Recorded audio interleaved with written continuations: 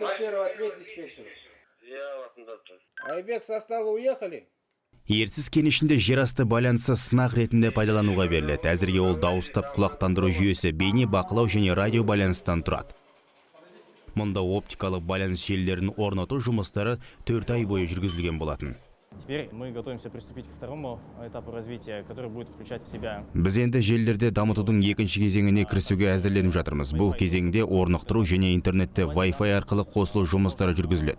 Осы қызмет түрлері арқылы біз ұялы телефон байланысына ұқсас байланыс орнатамыз.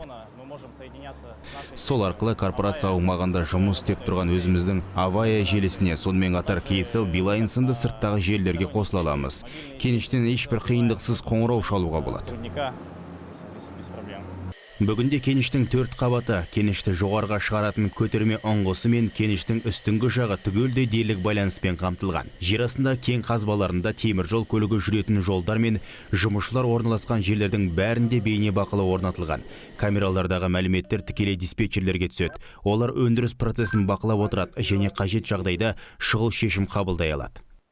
В рамках второго этапа будут добавлены точки позиционирования. Екінші кезеңде орнықтыру нүктелері іске қосылады. Оларда Wi-Fi антенналар ақпаратты оқу құралы деп те атайды. Солардың көмегімен біз жылжымалы техника мен тау-кен техникасын орнықтырып, кеншілердің қалта шамдарына белгі саламыз. Оснастить фонари метками огорников. Қондырғылар онлайн режимінде автокөліктердің тұрған жер мен адамдардың қозғалысы туралы белгі беріп отырады. С точки зрения техники безопасности и охраны труда открываются новые возможности.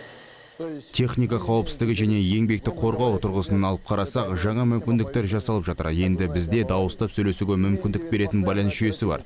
Кеніштегі ахуалды тұрақты түрде жедел бақылау мүмкіндігіне ие болдық. Енді диспетчерлік пультте бәрін жазып, түсіріп тұратын бейнекамералар бар. Апат немесе басқа да төтенше жағдай бола қалғанда сол жазбаларды қарап, оның түпкі себептерін анықтай аламыз.